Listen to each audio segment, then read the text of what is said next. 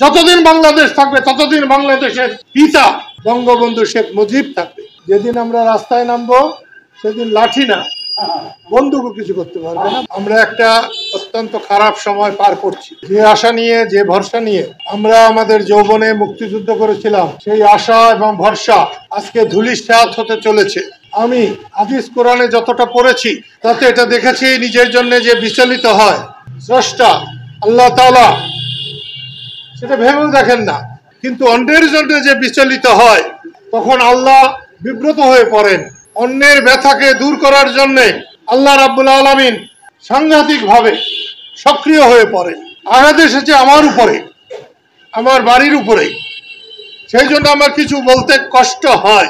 তবু যেহেতু এটা মুক্তিযুদ্ধের বিরুদ্ধে আঘাত, স্বাধীনতার বিরুদ্ধে আঘাত, সেই হেতু বলতে বাধ্য হচ্ছি। সব জিনিসের একটা নিয়ম আছে। আমি অবাক হয়েছি, মুক্তিযোদ্ধাদের একটি সমাবেশে 144 ধারা জারি করতে হয়। এটাও তো একটা রেকর্ড হয়ে রইল। RICL TMX, যুগের পর যুগ স্থাপনা থাকে মজবুত। মুক্তিযোদ্ধারা একত্র হবে, তাদের মিটিং 144 ধারা জারি করে বন্ধ করা হয়েছে। এটা খুবই ন্যাক্কারজনক ঘটনা হয়েছে।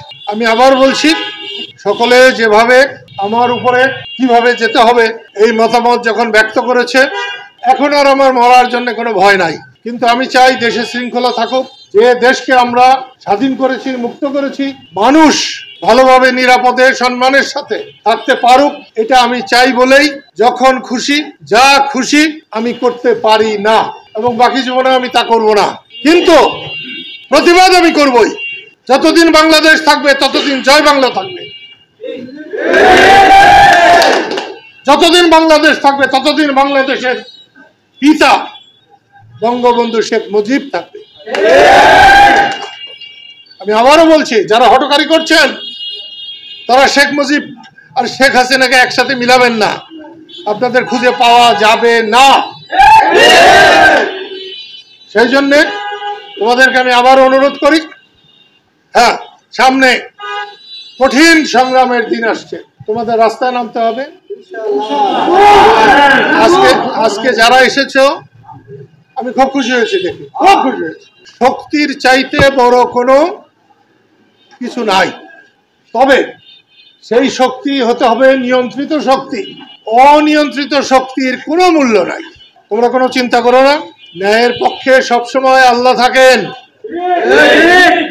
পাকিস্তানিদের যে অস্ত্র ছিল, শক্তি ছিল, তার চেয়ে 1000 ভাগ কম শক্তি আমাদের ছিল। আমরা জয়ী হয়েছিলাম, আল্লাহ আমাদের প্রতি খুশি হয়েছিলেন, রাজি খুশি হয়েছিলেন। তাই আল্লাহ তোমাদের সবার প্রতি রাজি খুশি হন, এই আশাবাদ ব্যক্ত করে ভবিষ্যতে আমরা যখন প্রোগ্রাম দেব তোমরা দৌড়ে আসবে। আমি আজকের এই অনুষ্ঠান, আজকের এই প্রোগ্রাম এখানেই শেষ করছি। পুলিশ সাহেবরা বাইরে খাড়িয়ে রয়েছে, ওনাদের লাঠি লুটির যাতে কোনো প্রয়োজন না হয়, আমি আজকে এখানেই শেষ করলাম। যেদিন আমরা রাস্তায় নামবো সেদিন লাঠি না বন্দুকও কিছু করতে পারবে না।